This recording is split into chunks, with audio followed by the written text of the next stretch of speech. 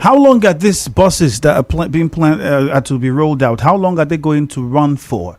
Because, for instance, the federal government was planning the 8,000 naira monthly for 6 months.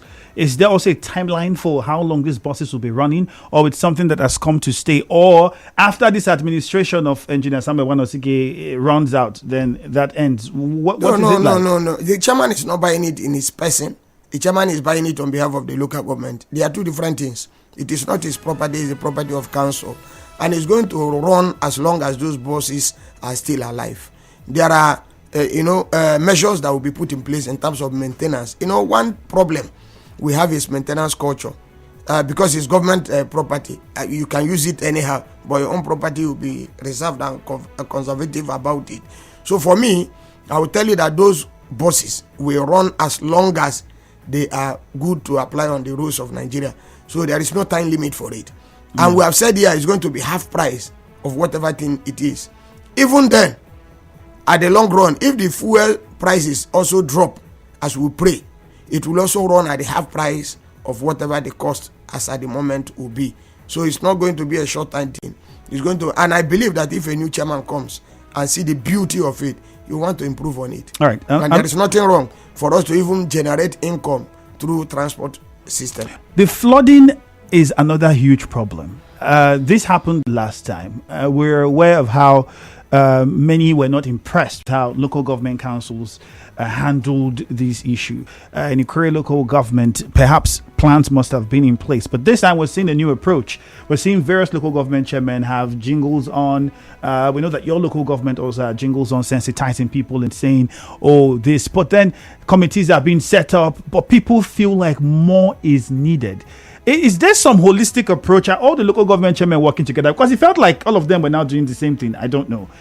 In the case of Ikwerre local government area, beyond the jingles we hear, beyond the committees that are set up, what is the roadmap for the pre-flood, the flooding period, and the post-flooding period? Okay, let me tell you what we have What done. is on ground? What is happening? That's what I want to tell you now. If you look at the data released about the flood-prone areas, yes, Ikwerre local government is very mild on it.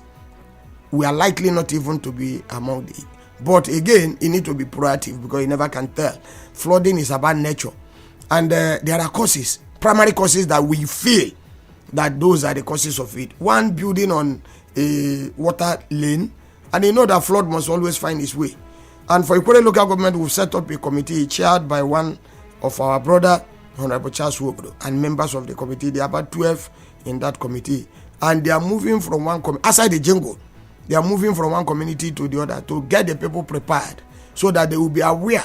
And one of the major areas we used to have flood related matters, even though it's not as much as what happens in Abua area, is Iguruta axis. And by the special grace of God, the governor has solved that problem by creating an internal road and drains that is taking that water to its destination. That is not to say that we won't still be prepared in case any other thing happens. But I'm telling you, those are the measures that has helped us.